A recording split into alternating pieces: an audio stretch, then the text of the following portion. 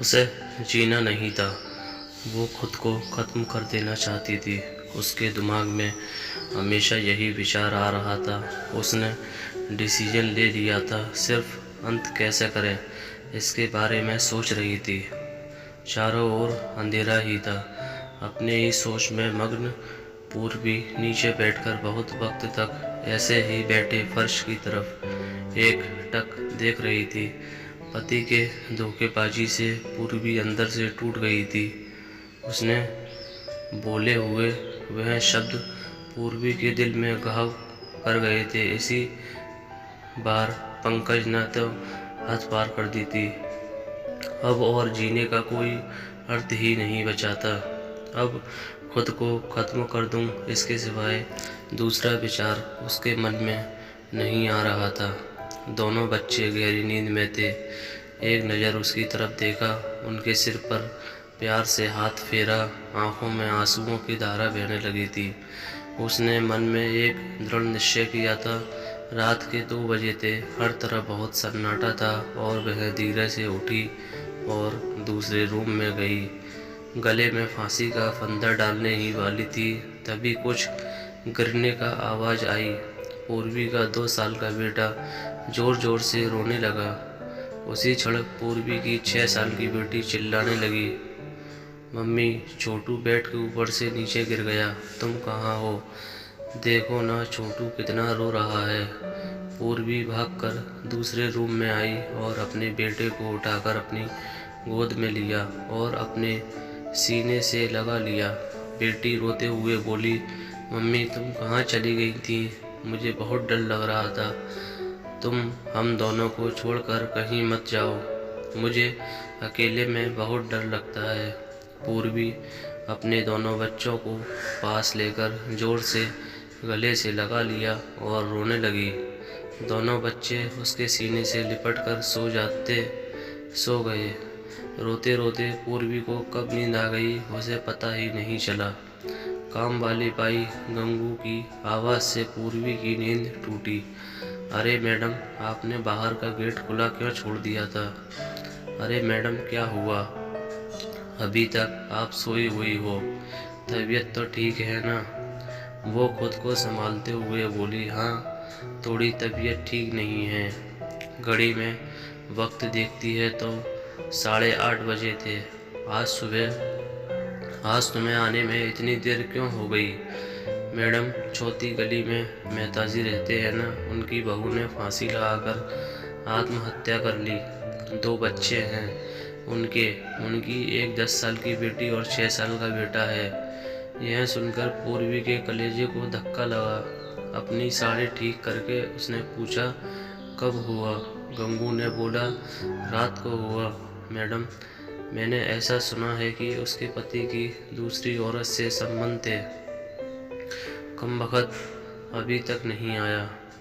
अचानक पूर्वी ने गुस्से से बोली, अच्छा किया, वह आया या नहीं आया उससे क्या फ़र्क पड़ता है? अब वह थोड़ी ना देखने आने वाली है। ये सुनकर गंगू पूर्वी के कान के पास आई और धीरे से बोली, मैडम, मैं अनपढ़ गवार हूँ और घर घर में जाकर झाड़ू पोछा करके मेरा पेट भरती हूँ और आप पढ़े लिखे हुए लोग हो। भले ही मैं आपके उम्र में बड़ी हूँ, जीवन का अनुभव आपसे थोड़ा ज़्यादा है। आजकल साहब और आपके बीच जो चल रहा है वह ठीक नहीं है।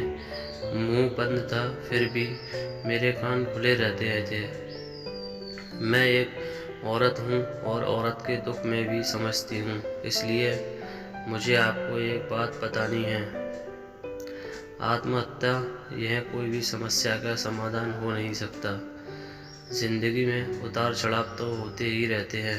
इसका मतलब ऐसा नहीं है कि आप अपनी जान दे दो।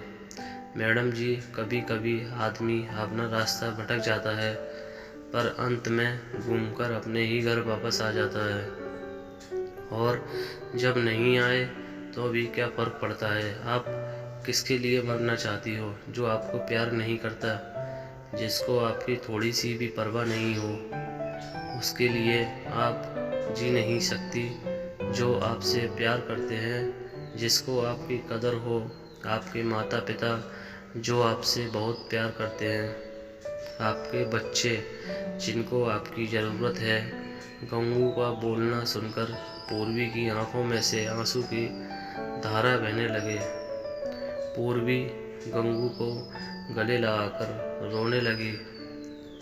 गंगू पूर्वी को पीठ पर से हाथ फेरते हुए सोफे पर बैठाती है और बोलती है, बुरा न मानो तो एक बात बोलूं मैडम, खाली दिमाग शैतान का घर होता है। आप घर में बैठकर फालतू बातों को सोचते हो। मैं आपके घर में काम करने के बाद में 9 से 3 इस वक्त स्कूल में झाड़ू लगाने जाती हूँ। वहाँ के प्रिंसिपल मैडम बहुत अच्छी है। आप तो पढ़े हुए हो, अगर आप बोलती हो तो मैं आपके लिए टीचर का काम करने का पूछूं क्या? आपका वक्त भी निकल जाएगा और मन भी लग जाएगा। इस पर पूर्वी चुप बैठी थी। कोई भी जवाब न मिलने पर गंगू बोली, मैं आपके लिए चाय लेकर आती हूँ। और गंगू काम करने लग जाती है।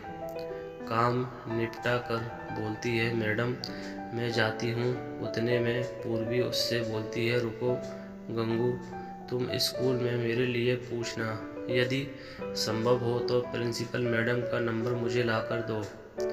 गंगू के चेहरे पर खुशी का भाव दिखा।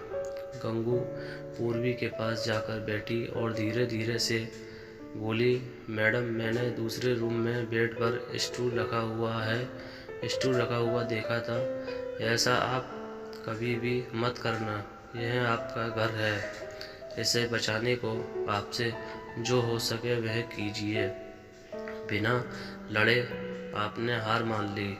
गंगू पूर्वी के हाथ अपने हाथ में लेकर बोली, मैडम एक फिल्म में एक हीरो ने एक डायलॉग बोला था, लड़ाई लड़कर जीती जाती है, मरकर नहीं, क्योंकि मुर्दे कभी लड़ा नहीं करते। गंगू हाथ नचाते हुए ऐसे बोलने लगी। यह देखकर पूर्वी को बहुत हंसना आया। गंगू का बोलना सुनकर पूर्वी का मन हल्का हो गया और उसे एक नई आशा की किरण भी दिखी। वह अलमारी में से अपने सर्टिफिकेट निकालने लगी। दोस्तों, पति पत्नी का रिश्ता यह बहुत स्नेही होता है। भगवान को यही दुआ करती हूँ कि कोई भी पति पत्नी के जीवन में ऐसा मोड़ नहीं आना चाहिए। अगर आया भी तो आत्महत्या ये उसका इलाज नहीं है। जीवन में कोई भी समस्या का आत्महत्या यह समाधान हो नहीं सकता। दोस्तों, आपको ये इमोशनल स्टोरी कैसी लगी मुझे कमेंट करके ज़रूर बताएं। मेरी वीडियो को ज़्यादा से ज़्यादा लाइक और शेयर ज़रूर करें और मेरे चैनल को सब्सक्राइब करना बिल्कुल भी ना भूलें। धन्यवाद।